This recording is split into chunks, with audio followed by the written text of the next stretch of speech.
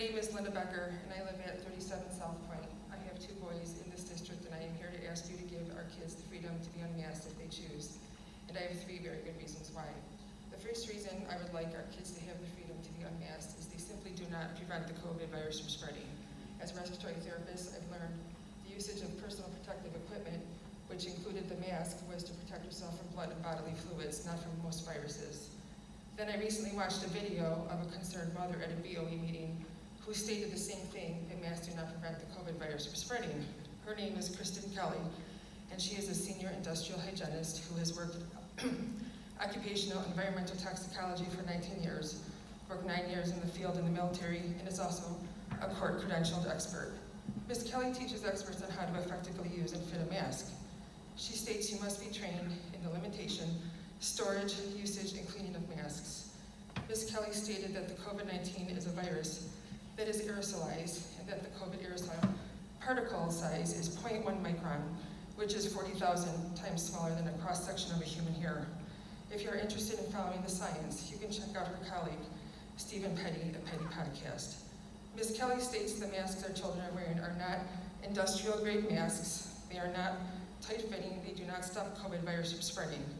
They are not being cleaned properly, and most kids touch their mask continuously, as well as put them down on all kinds of surfaces, including dropping them onto the floor. You can only imagine the misuse of these masks by the students. Ms. Kelly also stated the mask can reduce airflow and oxygen saturation by up to 20%, which can cause dizziness, headaches, and lack of concentration, which I also thought to be true from my training. Along with all these reasons and the scientific data, Ms. Kelly stated that the masks that our children are using have 0% efficacy against the COVID virus and are nothing more than a breeding ground for bacteria, which leads me to my second reason to allow us to unmask our kids. Masks provide a warm, moist environment for bacteria, parasites, and funguses to grow. A group of parents in Gainesville, Florida sent 6 of their kids' face masks after wearing them for 5 to 8 hours to a research lab for analysis at the University of Florida and found 11 dangerous pathogens on the mask. I won't bore you with the names, but I did list them below for y'all to review if you wish. I have a copy of that if you like. But basically stated, half of the masks were contaminated with 1 or more strains of pneumonia causing bacteria, a third with 1 or more strains of meningitis causing bacteria, a third with dangerous antibiotic-resistant bacterial pathogens. They had pathogen strains that can cause tuberculosis, Lyme disease, UTIs, bloodstream infections, sepsis, diphtheria, Legionnaire's disease, and keratitis, as well as less dangerous pathogens that can cause fevers, ulcers, acne, yeast infections, strep throat, food poisoning, periodontal disease, and more.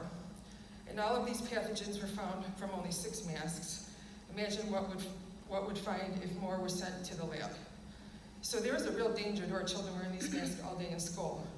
I know some of you board members have children in this school district, and this should be a real concern for you.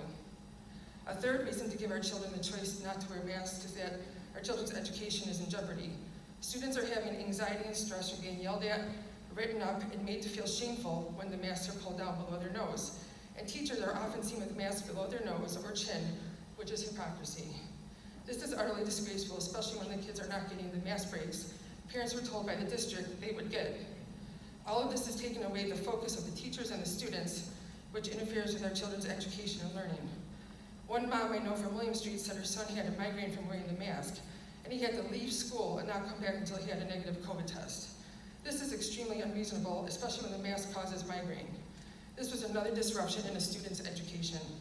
And my son got extremely overheated from wearing the mask one day, around the time when those students were sent to the ER, and I had to keep him home the next day because it was too hot to keep the mask on in the classroom. These children should have been in school, and yet more unnecessary disruptions to these students' educations. These are just kids trying to navigate their once normal life, which is no longer normal as they are losing their everyday freedoms they once had. Now what can you do to resolve this issue? The COVID relief aid was given to the district, which is all public knowledge. So Lancaster schools could utilize the $9.5 million and work on engineering controls and source controls to make the schools a safer environment to breathe. I am sure all of us here would like to know exactly how the COVID relief money was or will be utilized. I realize the bottom line comes down to state funding and not what's in best interest of our children, but at some point, You all need to realize that you have the power to make positive changes and stand up for your students, especially with the large size of our district. And why not now, when life is upside down and confusing?